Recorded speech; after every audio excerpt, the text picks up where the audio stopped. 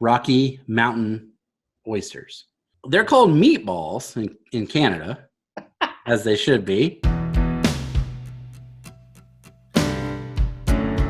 Inspired by the adventures of our nurses, therapists, and techs, A Beer with Atlas is the only healthcare traveling, craft beer drinking podcast. Each week, we'll open a few beers, talk about the brewery and the style of beer, and then dive into some research curated specifically for each episode. In the end, we hope each one sounds like a conversation you'd have with your friends while enjoying a few cold ones.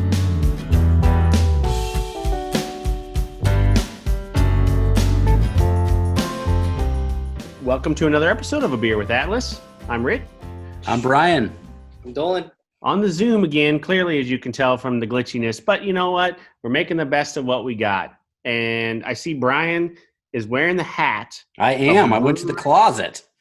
There we go. The brewery that we're going to this week, brewery that's near and dear to my heart. I've got some favorites along the way that I have frequented, many, many times. This is probably, you could make an argument, this is my second favorite brewery in the world. Next to Cross Train. Next to Cross Train, Yeah. obviously. Yeah. Wow. So this is Rock Cut Brewing from Estes Park, Colorado. This is their Pilsner. And if you've been paying attention, over the last, I don't even know, 2 months, 3 months? Yeah, I'd say at least 6 weeks, maybe 8 weeks, maybe, yeah. Ish. I've talked a lot about how my palate has changed and my tastes have changed. And maybe I've grown tired of the IPAs. And maybe we always make fun of the milkshake IPAs and stuff like that, which those are fun. But I find myself looking for Pilsners and lagers now. And so this is their Pilsner, and it's called Enos Pils. And there's a reason for that. Oh, okay. Good. And that's part of my research, and I will get into that a little bit. Good. It's very fun, though. The name is a play on a historic figure in the area. Okay. Because the only Enos I know, I think like there was an Enos on Dukes of Hazzard. I believe so. Wasn't he Cooter's? Was he Cooter's cousin?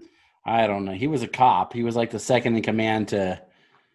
He was Roscoe's. He was Roscoe's cousin. Yeah, Enos. Yeah, he had Basset Hound. Yeah, with Flash. Come on, Flash. Yeah. That's what I remember. This is before Dolan's time. Dolan. Oh yeah, he's like, what is happening? No.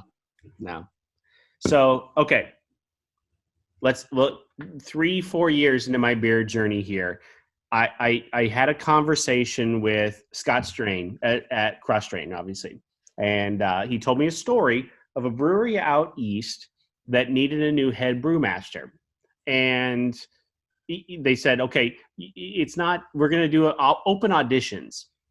Home brewers can come in, bring their beers in, and it's not who could make the best IPA or who could make the best sour or who could make the best whatever. It's who could make the cleanest Pilsner.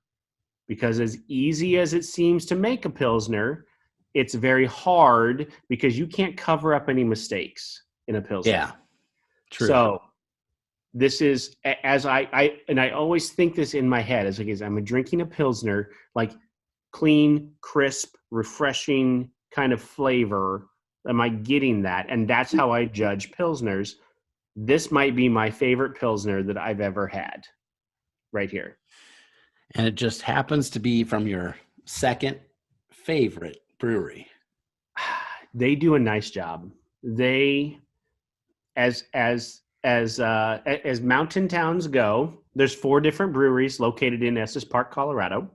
And it's no secret, like I've spent a ton of time there. My wife's family has been going there for 50 years for vacation and stuff. Yeah, so for a very long time. Have you been there before her? No. She was your introduction to Estes? Yes, even before we were married, like when we were dating, we went. Oh, okay, cool. And and that was before. So these guys have only been around since 2015. They just celebrated their 5-year anniversary. Okay. But so there are 4 different breweries there. The one is called, there's the one that the OG, the one that's been there forever is called Estes Park Brewing. That's one I've been to. Yeah. I don't mind them. My commentary on them is try something different. because Sure. they've had the same things forever. They have the same wheat beer, raspberry, Yeah, the raspberry something or other. I had that. the Yeah. blueberry. Their stout is pretty. Their stout's it's good. It's fine. I had it the other day when I was there. It's fine. Uh, and then Rock Cut obviously is another one. And then there's one called Avant Garde. So I'm sorry. So there's four. There's only three. Avant Garde. I'm sorry. Okay. No, there is four. Then there is four. Avant Garde is probably the newest one, which is maybe more German style. And then there's one called Lumpy Ridge. And Lumpy Ridge is fun because as you sit in on their patio, it's an old gas station. Okay. And I actually think back in the day, maybe I got gas at this gas station, and now it's a brewery, which is kind of fun. Really? Yeah. You can see there's actually a part of Estes Park out on the mountains, and it's called Lumpy Ridge. Okay. And it really does kind of look like that. It kind of looks just like it's a little hillside that looks kind of Sure. lumpy. So, but they do some fun stuff too, and they package some of their stuff. But Rock Cut by far is head and shoulders above everybody else. I think there, just from a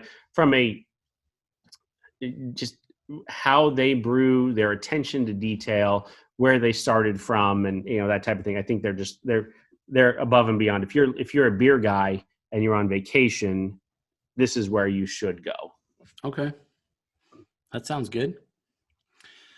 So I did just a little bit of cursory research on Rock Cut, but not the brewery itself, because I kind of wanted to know about the term. And I was like, why is it called Rock Cut? What does that mean? And I wrote down, this is like the quote unquote definition, but it is the creation of structures, building, and or sculptures by excavating solid rock where it naturally occurs. So you're cutting, basically you've got a big rock side and you cut into it and leave some sculpted or whatnot, and that is rock cut. So it's designed and or made by man from start to finish. So somebody comes out there and looks and they're like, okay, I can see this in the rock, and they make it happen. It is not, I guess not popular, but it happens a lot in Asia or India. So some of the best examples of this are in India. It's called a cave or a cavern. You'll see them quite often there, like for temples. The Great Temple of Abu Simbel is one of the episodes that I saw about. I watched a little thing on YouTube about it. It was built in 1280 BC. And there is one that's called, oh boy, Bahubali, Bahubali. And it is the biggest in the world.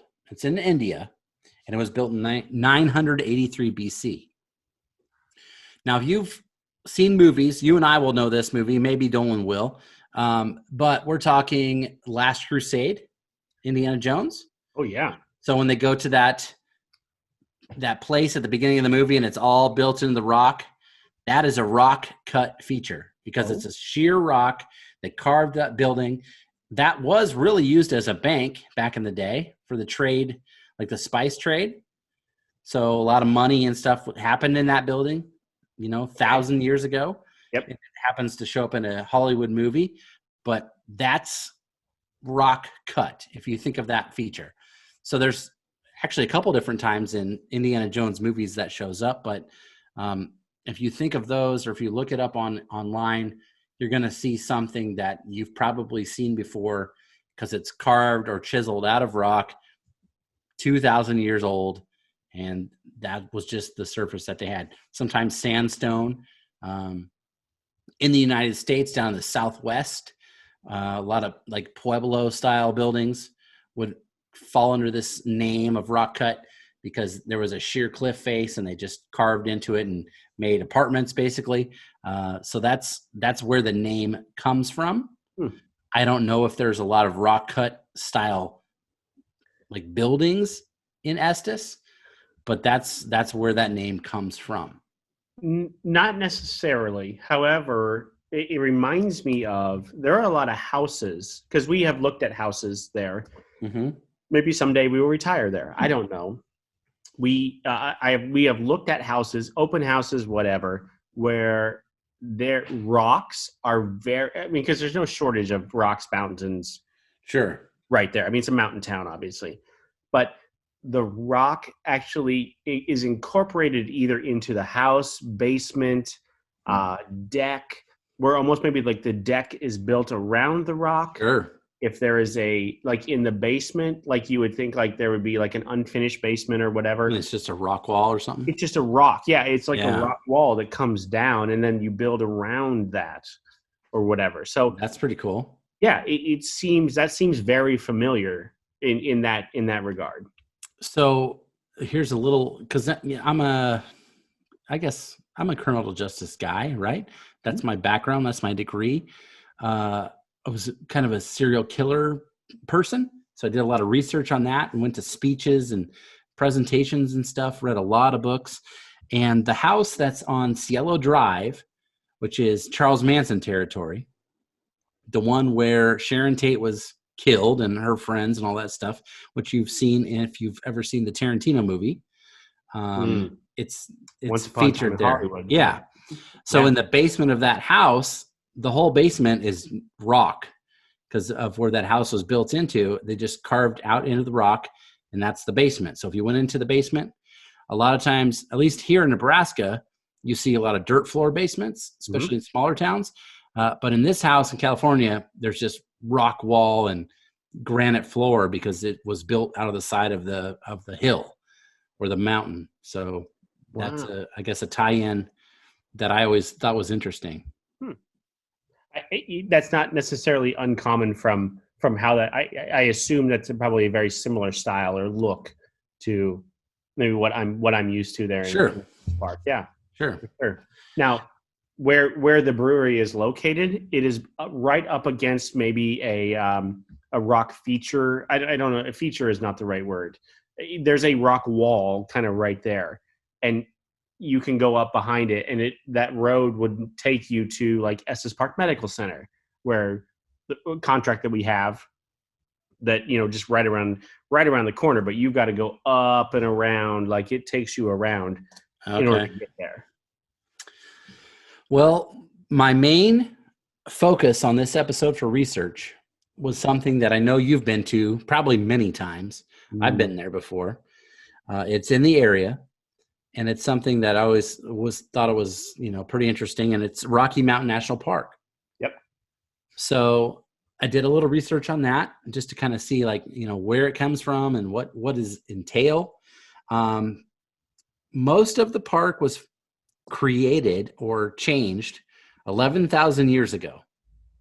So there was some big ice, not icebergs, but like the ice movement happened. Yeah. So that ground out the ground and changed the rock sculpture, that sort of thing. Yep. People back then, like Native Americans, would use this area to hunt mammoths. So we're talking a long time ago. Utes were in the area, and they never really lived there full time. They kind of just came and hunted during the seasons. Kind of like now if you're in Estes and you see like the elk come through, right? Like that's a thing. So the same was true hundreds or thousands of years ago with native animals in the area. And the tribes would follow these animals. And that was one of the ones that was there. It wasn't until about the 1700s that somebody actually lived there full time in this area. In 1800s, early, like 1803, this was part of the Louisiana Purchase. So we got like that for pennies on the dollar. We bought a whole bunch of land in the United States and like doubled the size of our country. And that was when that took place. 1820, there's this guy named Stephen Long, and he goes to the area, and he's like a explorer, I guess, or a cartographer. He's mapping the area, and he gets there and kind of goes around Rocky Mountain National Park area, but he's in that area of Colorado. And you'll see his name in some places. Like there's, I think Long's Peak is one place, and a couple other things that are named after him. In 1843, it's the first written like documentation of the area that would turn into Rocky Mountain National Park by a guy named Rufus Sage. And then in 1859, this is a big year. This is when Pikes Peak Gold Rush hits. So this is what brings a lot of people to the town or to the state. A lot of towns spring up around there. A lot of businesses happen. I remember one of the breweries we talked about had a guy that came out there to sell like implementations to people on the Gold Rush and then decided to sell beer too. Like that sort of stuff happened. But that was in 1859. And that was down towards, well, I guess the guy that was there, this Gold Rush stuff helped build Greeley, Colorado. Mm-hmm. And then also something, I think it says Lulu City. Is that a place? I don't know. I can't read my own handwriting, but it looks like Lulu City. So there's overfill of the town, and there's people that want to get there, show up, and they kind of found these other places in Colorado during that time. So Greeley will sound familiar to people that have listened to us before because that's where WeldWorks Brewing is located. And the other one, what's the other one? Wiley Roots. Yeah. So two very prominent. WeldWorks, you could argue, has like top 5 IPA in the country right now with Juicy Bits. Yeah, Juicy Bits. And that's Greeley is not a very big town. It's a suburb of Denver, but it's barely, right. I mean, it's quite a drive to Denver. Yes, but it's kind of fun because it has like a railroad tracks that goes right through the middle of town, which is pretty active. It has a small town feel to it, but they have big town brewery output. Yep. In 1909, it was finally proposed that this would be a national park area. So there had, Yellowstone had happened and Yosemite had happened and a few other places. This became the 10th national park in the United States. In 2015, it actually was renamed Rocky Mountain National Park. So it had been something else before that.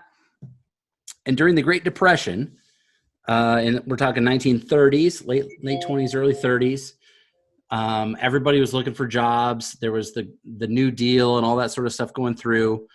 And they decided a lot of work happened on natural or national parks during that time. And they built Trail Ridge Road, which if you've ever been through there, you've definitely driven on Trail Ridge Road, which I have had too. This place was one of the only natural like landmarks and or historic parks that didn't have train service. So you couldn't just get on a train in Chicago and ride out to Yosemite or Yellowstone like you could. You had to get off somewhere and then get into Rocky Mountain National Park. And that was one of the very first places that happened. So here's the tie-in to the name Enos Pils. Okay. So one of the guys that led the charge to make Rocky Mountain National Park a national park was a guy by the name of Enos Mills. So that's where they get the name. They just a play on his name. His name was Enos Mills. So pun, we like that. Exactly. Yeah. So he was one of the first to, as you went back to Long's Peak, right? He was one of the first to kind of map Long's Peak. Then he was one that lived starting in like age 15, I believe. He moved to that area. And then as he grew up, he mapped Rocky Mountain National Park. He mapped Twin Sisters, which is another very large, very long map, like hike that you can do, which you can see from Rocky Mountain National Park, which I believe it's not part of like park proper, but it's still there. Like there's Roosevelt Forest is right there. And then right in between kind of the two is Long's Peak and Twin Sisters. So Enos Mills was a prominent figure in the city at the time, at that time when it became a national park, and did a lot of work to make it a national park. That makes sense, I guess. That's kind of cool how they tie the history to the beer, The last thing I have about it was in 1966, that was their 50th anniversary of being a national park. And it was really in disrepair. Like World War II happened. Nobody was going to the parks. There was no upkeep. There was no budget. And in 1966, they made like a conscious effort to make it better, basically bring people in. Mm-hmm. And they fixed a lot of trails. They paved some roads that hadn't never been paved before. And it kind of was the beginning of what we know it is to be as now. So, and that's, 50 years into it, but 50 years later, it still kind of stands as what they did back in the 60s. So pretty cool. There's a lot of fun. There's two different entrances from Estes Park into Rocky Mountain National Park. So there's the top side entrance where there's a lot of like cabins. There's a river that kind of runs all the way down through from the park through town. So there's just cabins and hotels, motels that kind of dot that all along the way down through that to that road. On the other side, you've heard, if you're familiar with the area, there's the YMCA. And the YMCA there in Estes Park is huge. It's enormous. And they do summer camps and just a ton of different stuff all throughout the year. So on that side, there is a visitor center that's set up. And you can always count on either elk or deer being in that valley right down by, which is called, I believe it's called Lower Beaver Meadows, which is right down in there. And then you can always see elk or deer down in there. But they always have like a video running. Every half hour they have like a little auditorium. This is in the before times when we could actually sit in an auditorium together and watch those things. But they talk through that kind of how, the history of that area, and then the people that helped kind of form that area, including Enos Mills. If you go do the research on Enos Mills and you look him up, Enos Mills died at age 52. So he was young. That's certainly not in 1922. So I guess, okay, that's relative. 1922, 52 could be old-ish, right? He died from blood poisoning because he had an infected tooth. Oh boy. Yeah. So he had a tooth that, obviously maybe could have just maybe a root canal or something. Just knocked it out with a hammer. Yeah. Right. Like Castaway, right? Like bam. Ugh. But yeah, he died from blood poisoning from an infected tooth, unfortunately. And the only other, so like I said, my family's been going there for a year. My wife's family, which is now my family, obviously, has been going there for years. And we have a picture that was taken at Long's Peak because my wife's mother's maiden name is Long. And so is she related? I don't believe she's related at all. No. Oh. However, she had her family. So her grandpa had a chance to purchase an acre of land outside of Estes Park. And we've actually seen this acre of land. So we went back and did some of the research or whatever through the family, because he wrote this down. Like he kept a fairly accurate diary. The first time they went, he's like, I could purchase this acre of land just outside of town for $50. And that's too much money. I can't afford, like, that acre of land right now would be worth a lot of bucks. So much money. Yeah. But he was a very frugal guy. And so he ended up not purchasing this land. It's over on the Mary's Lake side, honestly. And that's, his family. Yeah. 1 acre for $50. So how much is that worth now, do you think? An acre like that, you're probably it's flat, so it's all you could build on it. You're looking at anywhere between $750,000 to $1 million. Jeez. Now. Oh. So crazy. Yeah. Well, the other little piece of research I did, it kind of ties back to a couple of things we've talked about before. But really, what it boils down to is Rocky Mountain Oysters. Ooh. So I wanted to get into Rocky Mountain Oysters and why they're called that and kind of the history of what that is. They're called meatballs in Canada, as they should be. In Texas and Oklahoma, they're called calf fries. In Spain, Argentina, and Mexico, they're called Huevos del Torro. So that makes sense to me. Also, they're known as cowboy caviar, Montana tender groins, not tenderloins, but tender groins, dusted nuts, and swinging beef or mountain oysters. So we're talking testicles, right? That's where we're at. Bull testicles. They sell these. I don't know if you knew this, Rich. You might have been here before, but they sell these in the concession stands at Coors Field. I believe I have walked past that vendor before this. So you can get one at the Colorado Rockies baseball game. You can get a whole, little bucket of Rocky Mountain Oysters, I guess. I want to say it's left field, but I'm not 100% sure. But I'm going to say that's true. So it hangs to the left, is what you're saying. To the left. Okay. In Eagle, Idaho, this is the world's largest testicle festival. It's the second week of July, and that's all they do. They cut them and they serve them, and you're buying them and you're eating them and you're chewing them. That's just how it works. Here's some other places that have them, festivals. There's one in Clinton, Montana, Deerfield, Michigan, Huntley, Illinois, Olean, Missouri, Severance, Colorado, Tiro, Ohio. That's Tiro. And they also have one here a little bit north of like Plattsmouth, Louisville area. Mm-hmm. There's a restaurant up there, like South Bend.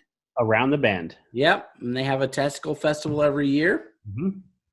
And it's kind of a thing. They have T-shirts and whatnot, and you go there and get them. They also sell not just bull fries, if you will, but other places around the United States sell pig fries, turkey. They call them turkey testes, because alliteration. Lamb fries, which you will remember from Funny Farm, the Chevy Chase 80s, comedy vehicle where he sets the record and he's like one away and he's like, man, these are so good. What are they? And they're like, oh, these are lamb testicles. And he's like, I think they'll beat the record. And this is something I guess maybe Dolan knows about because I think he's a fan of The Office. But Dwight gives these to Michael on the rooftop one time of Dunder Mifflin. He gives them some bull testicles. And they enjoy some Rocky Mountain Oysters up on the roof. And they do have stouts made of these. I've heard of them. I've never had one, thank goodness. I can't imagine opening a can and having to take a knife and poke testicles down so you could drink the beer. I don't know if that's how it works, but that's in my mind that is how it seems to be. But yeah, I don't think I've ever. I've had them. I've tried them once. That was enough. I'm good. And yeah, testicles. I was tricked into eating them when I was a kid, and I liked them, so I will still eat them. I mean, if it's like a special or a festival or something, I will still get some. I don't seek them out, but they're good, and don't discount them unless you try them. Look, we eat hot dogs, which is everything. Yeah, that's true. So, on a regular basis, I don't think, just because you know what you're eating shouldn't necessarily change your mindset. But I don't know, because it's a visual, right? Like a hot dog, I assume is just like a bunch of stuff ground up. Okay, I can deal with that. Yeah. But I know, generally speaking, what a testicle looks like. Mm-hmm. And if you just slice it off, throw it in the fryer, and then give it to me, I don't think I want it. So let me ask you a question. And this could be the beer talking, obviously. Right. Yeah. Would you rather eat the actual like wiener itself or the testicle part? Because I'll take testicles every day of the week. Yeah, For the I would. unit. I'd rather have the testicle. Yeah. Right.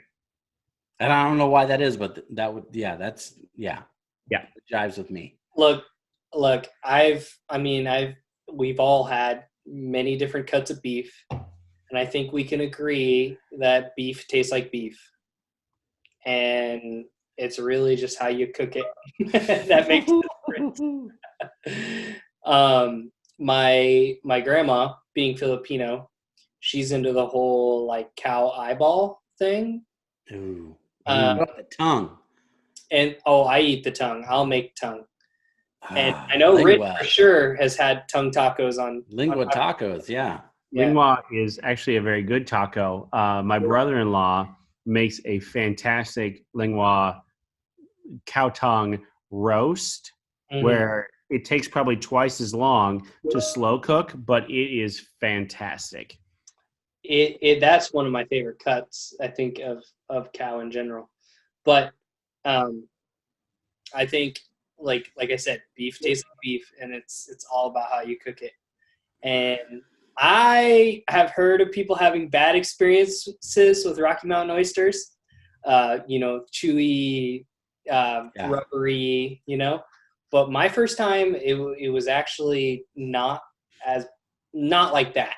It's kind of like gizzards. Like some people get gizzards and they get a bad one, and then they're like, "Oh, this is really bad," and then they get a good one and it's really good. But it just really depends, I think. Try them before you knock them. I think that'd be my advice too. Just give it a shot. Put it out of your head. You can't think about it. You just give it a shot. Same with tongue. Lingua is the same way. Like put it out of your head and you're like, this is the best, like maybe slow cooked roast beef I've ever had. And don't they use that in menudo? No, they use I forget what they use, but it's not tongue. Okay. Yeah. But tongue is exactly what Rich said. Like tongue is like roast beef on steroids. Like if you like roast beef, like it's the most roast beef tasting cut of the cow that you can get. Right. Yeah, it's now the clearly the cooking process is different. Like you got to slow cook way longer because it is such a non-fatty. The muscle, yeah, just right. straight up. But and you got to peel it too. No, let's not. You got to peel it. No. If you're gonna try it, you got to peel it. Because if you don't peel it, you're gonna have a bad day. So clearly Brian is I don't care how the sausage is made. Yeah, don't tell me about it. I'll just eat it. Yeah. Right. Yeah. Yeah. Which is totally fine. Like that's sometimes that's how beef processing, or chicken, whatever works. Well, and that's how my wife is too. She has a hard time eating meat if there's bones in it. It's just off-putting for her. It's like, oh, what is that? No. And sometimes it just depends. That's where the flavor's at. Yeah. So I'd be amiss if I didn't touch on at least the brewery information just a little bit because of where they're located and stuff. If you are familiar with Estes Park, Colorado, your kids are going to want to go on the big slides, and they're like the big slides. Where you like get an alpine slide or something. No, that's on the other side of town. They're building. Oh, okay. This is like a very large metal slide where you get like a potato sack, and you walk all the way up this thing of stairs, and you slide down a big metal slide. If you know where that is, it's right across the street. So your kids can go on the slides all they want and ride go-karts and whatever. And you can park and walk across the street and go to Rock Cut, which is it's right there. It's across the parking lot. Do they have food there that's not Rocky Mountain Oysters? Food trucks, yes. Okay. This would have worked really well a couple of weeks back when we talked about Chinese food. Arguably the best Chinese place in town is in the same parking lot as Rock Cut. Oh, okay. And it's a very simple Chinese place, but it is quite good though. It's very, I've eaten there multiple times. I love Chinese food. I don't care if it's authentic, Americanized. I'll eat it. It's so good. It's good. And quite honestly, if you stay anywhere close to downtown, you can walk to this place. Like it's that close. So it's definitely worth it. They have a nice patio with multiple picnic tables outside if you want, and they have food trucks all the time. Like virtually every day, they have a different food truck that comes up. There's specifically a taco truck that I've frequented many times. That goes really, really well with this beer right here. Quite honestly. Huh. You and tacos. That surprises me. Imagine that. That's so weird. Are you close to isn't there like a creek or a little river that runs through the town? Is it close to that? You know what I'm talking about? Yeah, it's not too far. It's not too far. So if you're staying on the one end of town, you're very, very close to the river that runs right through. Okay. Yes. Yep. Oh, and it is a stone's throw from Rocky Mountain National Park. So you get in your car, and in 5 minutes, you're at the entrance to Rocky Mountain National Park. So, which is gorgeous. Oh, it's unbelievable. I need to check it out. Most of my family is a little bit more south than Estes Park. Mm-hmm. They're in the just south of Breckenridge area, in the South Park area. So I need to get up a little bit more north for sure and try all this out. And I will have a Rocky Mountain oyster. Okay, so let's look at Untapped, because I'm curious, especially from both of your point of views, because Pilsners are, it sounds so rookie to say Pilsners are newer for me. But as we talked about, right, this is kind of where I'm at. How do you feel about this? Where are we at? And where do you think it ends up on the Untapped scale? It's so clean that I feel like it would pair with just about any sort of food you want to eat. And you could just crush these like all day, I think. Mm-hmm. I'm going to go 3.78 on my guess. Okay. I'm going to go 3.65. And I'm going to say the same thing. Like Pilsners for me have always been kind of that, if you want a little bit more than a lager, I guess. Mm-hmm. Like I've only ordered Pilsners when I'm not wanting a lot and I don't know what's going to pair well with my meal. So it's funny that you bring that up. But other than that, like this is really, really clean, really solid, crushable, if you will. Yes. And I think I'm going to give it probably a 3.75, maybe a 4. But Dolan was clearly the closest here. 3.62 out of 1,896 check-ins. 3.62. So only 0.3 away. But as a Pilsner goes, like you're seeking this out. Like he said, you're looking for this. You want this, and you're judging it on the clean, like the water and the how clean was the brewing process. And this has become. I brought 2 6-packs back with me, and I will be sad when I drink the last one. Yeah, that's just nobody go back, right? Right. Nobody around here is making beer like that, really. Mm-mm. No, not right now, because it's now will it catch up? That's the question, because 2 years ago I brought Brian a Brute IPA that this place made, and it was good. I liked it a lot, but as Brute IPAs go, it was here and then gone. Yeah. Right. It was kind of a flash in the pan sort of thing. Yeah. Do they sell other 6-packs at this brewery, or is this one of the main ones? This is one of the main ones. They have their IPAs made with Galaxy hops. So it's called Galactic Portal, which Portal is a play off of another area there in Estes Park. Chaos Canyon is their stout, and which is really good. And that's kind of a playoff of, obviously there's a Chaos Canyon there in Rocky Mountain National Park. One of the beers that I would put up next to any beer that I've ever had, they did Chaos Canyon barrel aged in a Buffalo Trace barrel not too long ago. Oh yeah. And I made Jenny go back. It was just for one restaurant there in town. So this was obviously in the before times when we could go to a restaurant. Yeah.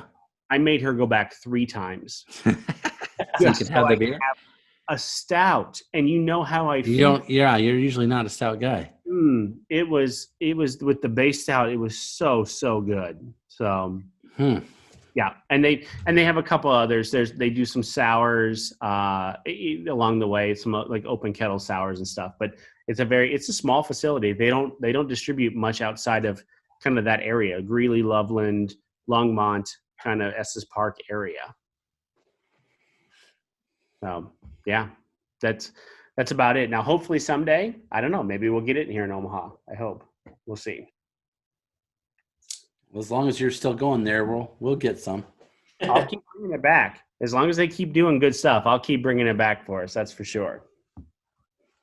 So, all right. Next couple of weeks, I teased this a few weeks back. I'm going to tease it again because I know not only is this one's going to be fun for Dolan, but the other one will be fun for Brian and I. Yeah. We've got a beer from a wrestler. Yes. And we've got a beer from arguably one of the best hitters in Major League Baseball of all time, who has since passed away. But they have carried on his legacy through a beer. I cannot wait. Yeah, I'm excited for that one too. Me too. I might just do the whole wrestling beer move. I might actually sit back and just let Dolan do my research part and just watch him, because as if you're a fan of the show and you've listened, you know that Dolan grew up around wrestling. Oh, he's a wrestler. Yeah, he's a wrestling fan. Yep. Huge wrestling fan. So this will be a lot of fun. So next couple of weeks, watch for those. We're not going anywhere for a while. Let's have another beer. Thank you for listening to A Beer with Atlas. Special thanks to our brand team for producing the show. Each episode of A Beer with Atlas is powered by Atlas MedStaff, an industry leader in travel healthcare staffing.